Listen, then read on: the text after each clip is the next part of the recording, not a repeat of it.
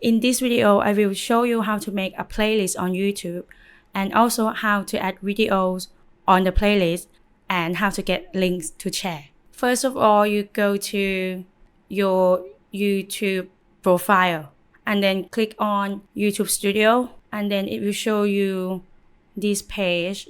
You will click on the create, it's on the top right, and then you can click on new playlist, and then you can add a title. So I will add just test, and then you also can add the description, and you can set it at public, private, or unlisted. So I'm gonna set it at public and then click create, and now your playlist is created. And then you can go to content, and then you can click on your playlist. I can see my playlist is here.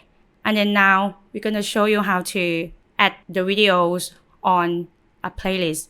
So you can click in this playlist and then click on videos, and then you can click here, the blue button like add videos. So you can choose upload your new videos, or you can choose from the videos that you already have on this channel. So I'm gonna add from the videos that I have already to this playlist. You will see your playlist here.